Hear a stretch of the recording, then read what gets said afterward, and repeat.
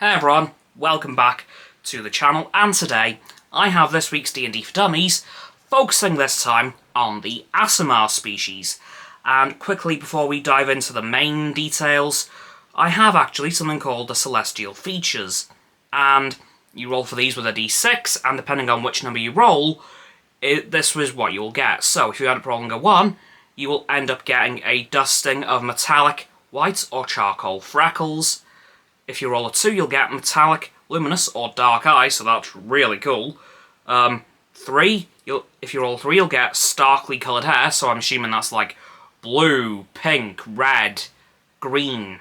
4, an unusual hue tinting to your shadow, so your shadow won't be black, it may be blue or pink or purple.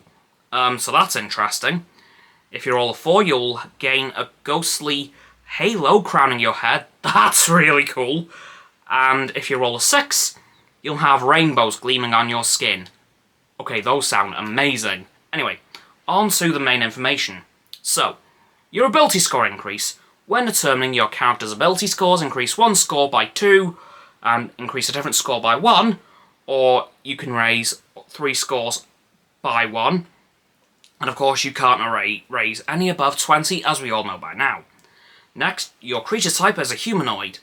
You are medium or small size. You can choose when you select the race. Speed. Of course, your walking speed is 30 feet. Dark vision, we've gone over that quite a few times. I will leave the wiki dot, however, in the description if you guys go and check it out again, should you want to. Celestial resistance. You have resistance to necrotic and radiant damage, so that's pretty cool. Healing hands. As an action, you can touch a creature and roll a number of d4s equal to your proficiency bonus. The creature regains a number of hit points equal to the total rolled. Once you use this trait, you can't use it again until you finish a long rest. That's pretty standard. Light Bearer. You know the light cantrip, and charisma is your spellcasting ability for it. Next, Celestial Revelation. When you reach 3rd level, you choose one of the revelation options below.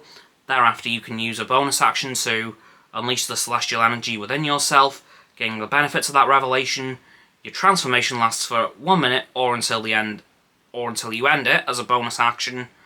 Once you transform using your revelation below, you can't use it again until you finish a long rest. Next we have Necrotic Shroud. Your eyes briefly become pools of darkness and ghostly. Flightless wings sprout from your back temporarily, and creatures other than your allies within 10 feet of you that can see must succeed on a charisma saving throw, DC plus 8 your proficiency bonus, DC 8 plus your proficiency bonus, and your charisma modifier as well, or become frightened of you until the end of your next turn. Until the transformation ends, on each one of your turns, you can deal extra necrotic damage to one target when you deal damage with an attack or a spell. The extra damage equals your proficiency bonus. Next we have Radiant Consumption. Searing light temporarily radiates from your eyes and mouth for the duration. You shed a bright light in a 10-foot radius and a dim light for an additional 10 feet. And at the end of each of your turns, each creature within 10 feet of you takes radiant damage equal to your proficiency bonus until the transformation ends. And once on each of your turns, you can deal extra radiant damage to one target when you deal to it with an attack or attack or spell. The extra damage equals your proficiency bonus. Radiant Soul. 2 luminous spectral wings sprout from your back. Until the transformation ends, you have a flying speed equal to your walking speed, so 30 feet. And once on each of your turns, you can deal extra radiant damage with a 2-1 target when you attack with a spell. Well, when you use an attack or a spell. The extra damage equals your proficiency bonus. Languages, of course. Your character can speak, read, and write Common, and one of the languages that you and your DM agree is appropriate for the character. The player's handbook obviously offers a list of languages, and the DM can alter that at their will.